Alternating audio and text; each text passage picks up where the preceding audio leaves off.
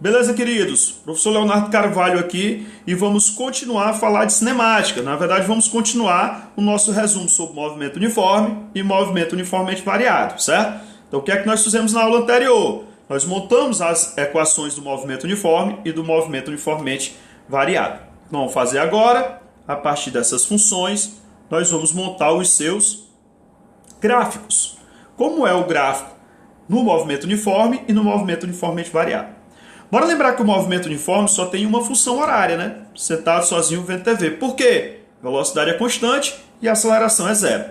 Já o movimento uniformemente variado, a posição com o tempo é uma função do segundo grau. Nós já temos uma equação a mais, a função horária das velocidades. Nós ainda temos uma equação de Torricelli que não envolve tempo e nós ainda temos uma equação que não envolve aceleração, montada a partir da velocidade média.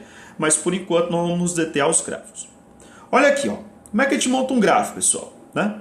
Para montar o gráfico, eu preciso primeiro conhecer a função. Não dá para saber um gráfico sem a função. Então, neste momento, como fica o gráfico da posição pelo tempo no movimento uniforme? Notem que a posição em função do tempo no movimento uniforme, ó, é uma funçãozinha do primeiro grau. Como é o gráfico da função do primeiro grau? O gráfico da função do primeiro grau é uma reta, que pode ser inclinada para cima. Neste gráfico, as posições estariam aumentando. Movimento progressivo, isso significa que a velocidade aqui, ó, seria o tempo todo positiva. Com uma reta, ela poderia sim, não tem problema nenhum, a reta ela poderia sim ser inclinada para baixo. O que significa essa reta inclinada para baixo? Que as posições agora estão diminuindo, então agora a velocidade seria negativa. O movimento seria classificado como retrógrado, certo? Lembrando que no movimento uniforme, ninguém classifica movimentos como acelerado ou retardado. Para classificar como acelerado ou retardado, as velocidades têm que estar variando. Então, olha que esse gráfico, uma retinha orientada para cima, o que é que nós podemos fazer mais nesse gráfico? Ó? Esse gráfico, em relação à horizontal, ele tem uma inclinação alfa, certo? Essa inclinação alfa, ela vai me dar exatamente, pessoal, ó, o tanto que eu estou deslocando em um intervalo de tempo. Ora, e rapidez com que as posições variam é velocidade. Então, esse ângulo ele tem alguma coisa a ver com a velocidade. Tem mesmo, se a gente pegar a tangente, que é o cateto oposto, sobre cateto adjacente, a tangente deste ângulo é exatamente a velocidade. Então, notem que no movimento uniforme, a função horária das posições tem como gráfico uma retinha, beleza? Vamos apagar aqui para a gente voltar nosso gráfico como era. E agora vamos comparar esse gráfico com a função horária das posições no movimento uniformemente variado. Notem que a função horária das posições no movimento uniformemente variado, ela não é uma função do primeiro grau, olha aqui, ó, ela já é uma função do segundo grau. Então, como ela é função do segundo grau, esse gráfico ele não é mais uma reta, né? Esse gráfico agora é uma parábola. Essa parábola ela pode ser a boca sorrindo, com cavidade voltada para cima. Isso quer dizer que a aceleração do movimento seria o tempo todo positiva. Notem que as posições, as posições inicialmente estão diminuindo. Então, o movimento inicialmente é retrógrado. Retrógrado, velocidade negativa com aceleração positiva. Aceleração e velocidade em sentido oposto. O que significa isso? Que o nosso movimento é retardado. Mas olhe que no vértice da parábola há uma mudança de comportamento. As posições deixam de diminuir, as posições começam a aumentar. Isso quer dizer que ele tem que ter parado. Por que ele tem que ter parado? Ora, porque o movimento deixou de ser retrógrado, eu deixei de andar para a esquerda e agora estou andando para a direita. Quer dizer que a minha velocidade, que era negativa, ela é agora positiva. Olhe para o sinal da aceleração e da velocidade. É exatamente o mesmo. Isso quer dizer que agora eu tenho um movimento acelerado. Professor, mas se no vértice o objeto parou, então para ele parar, antes ele tinha que estar pisando no freio. Correto. Então antes o movimento tem que ser desacelerado. retardado. E se ele parou e continuou o movimento, é que ele teve que pisar no acelerador. Então o movimento deixa de ser retardado e passa a ser acelerado. Então sempre que você tem uma parábola em direção ao vértice, o vértice é uma mudança de comportamento. Quer dizer que a taxa vai mudar, certo? O movimento vai deixar de ser retardado e vai passar a ser acelerado. Beleza, queridos?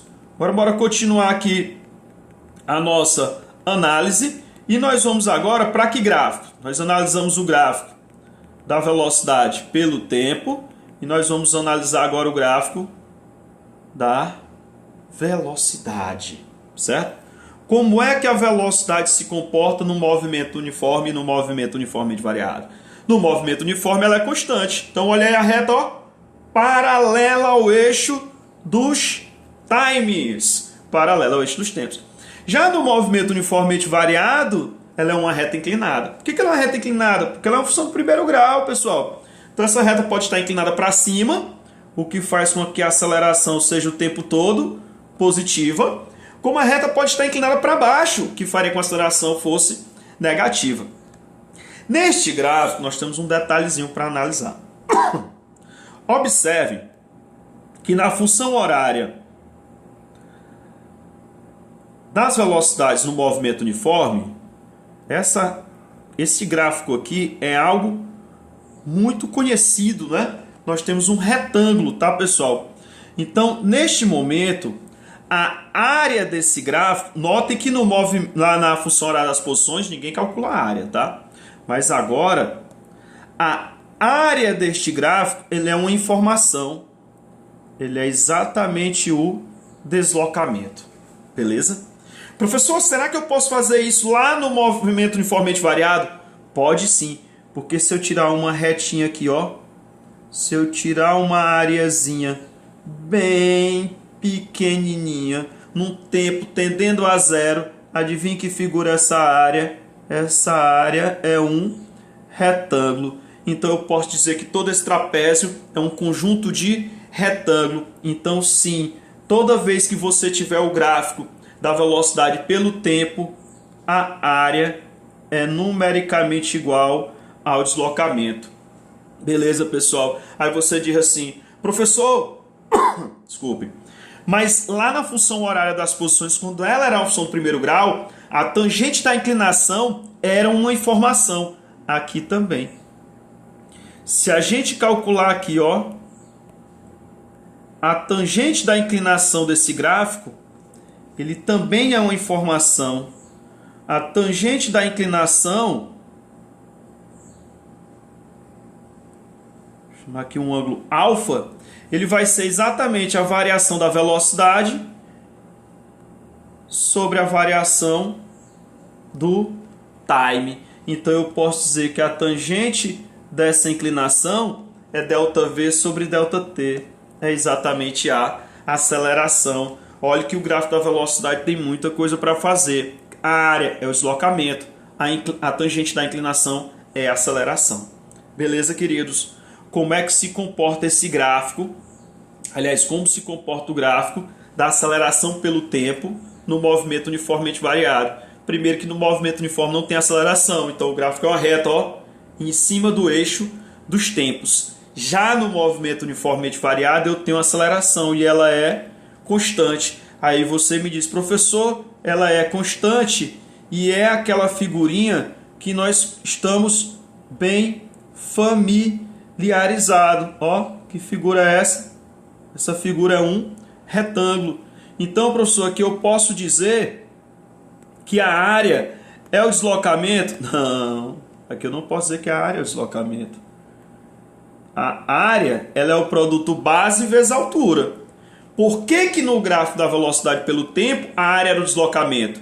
Porque a base ΔT vezes a altura, velocidade vezes o tempo é o deslocamento. Só que aqui a área, a base é ΔT e a altura é a aceleração.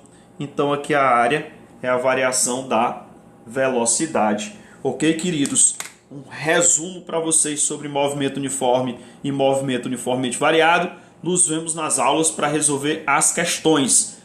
Queridos, a todos, ó, paz e muita saúde em vossos coraçõezinhos. Até o próximo vídeo.